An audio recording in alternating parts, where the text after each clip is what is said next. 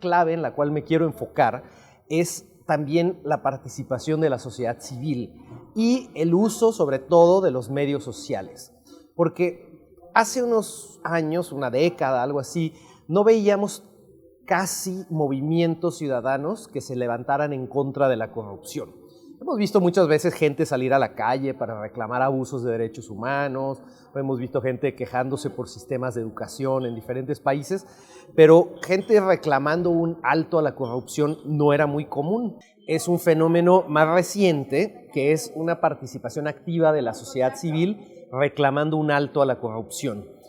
En años anteriores, en décadas pasadas, hemos visto gente salir a las calles por abusos de derechos humanos, por los desaparecidos en regímenes militares, estudiantes reclamando por el sistema de educación, pero casi nunca veíamos gente movilizándose directamente para frenar la corrupción.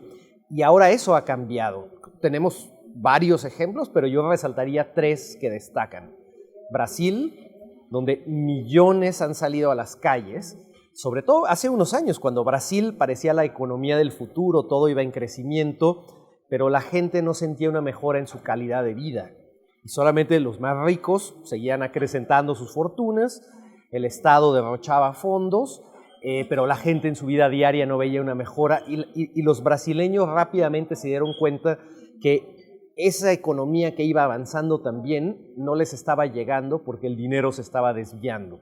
Entonces, ahí tenemos un caso claro de millones en las calles. El otro ejemplo, aquí muy cerca, es el de Guatemala, en el que, bueno, sabemos, yo nunca me hubiera imaginado, en verdad, que un presidente activo en Guatemala, un país conocido por la impunidad, pues ahora estuviera detenido y estuviera preso, ¿no? y en juicio, es decir, y eso fue presión de la sociedad civil, y sociedad civil espontánea, ni siquiera era... El origen no fueron activistas anticorrupción que se dedicaran a eso, sino gente joven, gente harta, gente que sabe que su futuro y sus oportunidades se ven reducidas, ¿no? Y el otro ejemplo que ahora está vigente es en Honduras, también país vecino, donde todos los viernes, durante ya varios meses, hay marchas pacíficas que también salen a las calles a manifestarse en contra de la corrupción. Entonces, esto es muy importante, mucha de esta movilización se da con gente a través del uso de los medios sociales y bueno, y es gente que comparte, o sea, es gente de diferentes orígenes socioeconómicos, diferentes intereses, pero que les toca el problema de la corrupción a todos. En El Salvador, en verdad, yo lo veo que va a pasos atrás, es decir, yo no juzgo, es decir, yo no soy salvadoreño, yo sé que hay una historia, probablemente hay recuerdos, hay memorias, hay necesidad de un cambio generacional, pero para un observador externo pareciera que la sociedad salvadoreña fuera más pasiva, es decir, sí están molestos, no les gusta el problema de la corrupción, pero todavía no ha habido algo que motive, que haga que la gente salga a las calles. Muchas veces hay algo que dispara esto. Un ejemplo, perdona que me vaya un poco lejos, pero es interesante, en Rumanía, ¿no? en Europa, en los Balcanes, un primer ministro hace menos de un mes renunció justamente porque por un problema de corrupción hubo un incendio, un incidente en una discoteca, murieron unos jóvenes, la gente salió masivamente a las calles y renunció el primer ministro. Entonces, ese fue un disparador, ¿no? Es decir, la gente obviamente estaba harta, enojada ya lo cargaba con ellos, pero llegó algo muy particular, la muerte de jóvenes inocentes en ese contexto, que hizo que la gente saliera a las calles. Parece ser que nosotros latinoamericanos, y en algunos lugares más, probablemente sea lo que pasa en El Salvador, tenemos nuestra línea, nuestro punto de quiebre es muy extremo. Y eso pasa en México, tiene que haber muertos para que nos enojemos, ¿no?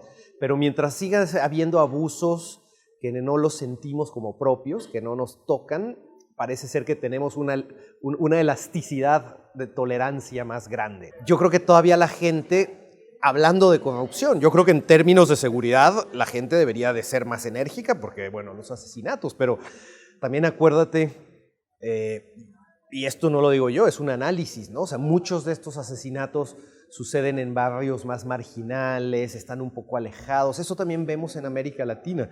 Yo me acuerdo en Perú, cuando había la época del terrorismo con Sendero Luminoso, por ejemplo, había muchos asesinatos en zonas muy pobres del país, en los Andes, Y recién la gente se movilizó y dijo basta cuando explotó una bomba en el centro de una zona clase media, media alta, en el centro de Lima, de la capital, ¿no?